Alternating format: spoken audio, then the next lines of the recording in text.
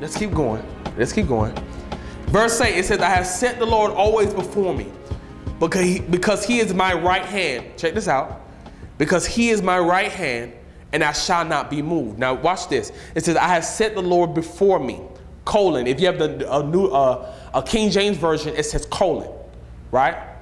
It says, I have set the Lord before me, colon, right? In the English language, when that particular punctuation is used, it means that the thing that's about to follow it is either to enhance or to explain the previous statement, right? So here it says, I have set the Lord always before me, colon, meaning what? The next thing I'm about to say is to explain my previous statement, right? Because he is at my right hand. He is at my right hand, I shall not be moved. Now check this out. Whenever in the scriptures it talks about the right hand, it's usually talking about your ability, right? It's usually because it's talking about God's right hand of power, right? Right? When it talks about his right hand, it talks about his ability, his strong arm, right? So when he's saying that God is at your right hand, what he's actually saying is, I'm not depending on my own ability, I'm depending on his. Right? And because I'm depending on his ability and not my own, I shall not be moved. Meaning what? Meaning what? You're not so easily deterred from doing the things that God told you to do.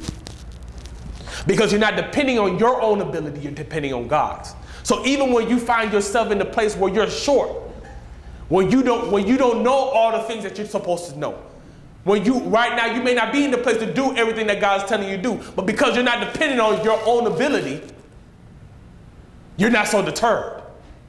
You're not so discouraged. Because you're depending totally and solely on God's ability and not your own. Now check this out. I'll give you a prime example of this, right? Everybody in here, except for the young kids, has been on a date, right? Kids better not have been on a date before, right? But everybody here has been on a date, right? Usually the man pays. Usually the man pays, right? Amen. That's a traditional thing. That the man pays for everything, man takes care of the woman, good stuff, right? Now, if the man is the one paying, does it actually matter how much money the woman has in the bank? The woman can be broke. She could not have a dime to her name. But because she's depending on the man to pay and not herself, it doesn't matter what restaurant they go to. I hope y'all get this. It doesn't matter what restaurant they go to. It doesn't matter what she orders because she's not paying. Because it doesn't matter if she gets the lobster with the steak. It doesn't matter if she gets the oysters and the crab legs. It doesn't matter if she gets the most expensive wine on the menu. You should be drinking anyway. But it doesn't matter if she gets the most expensive thing on the menu. Why? Because she's not paying. Right? That's the same principle you got to apply to your life. You know what, God?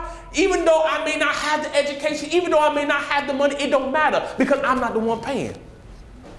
I'm not the one responsible to provide for this vision. You are. And because you're the one responsible for providing for this particular vision, I have no worries.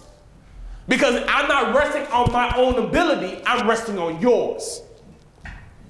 Amen? I'm resting on your ability. So it doesn't matter how much money I have in the bank. It doesn't matter how much know I have. It doesn't matter who I do and do not know. Because the fact of the matter is I know the God who owns them all.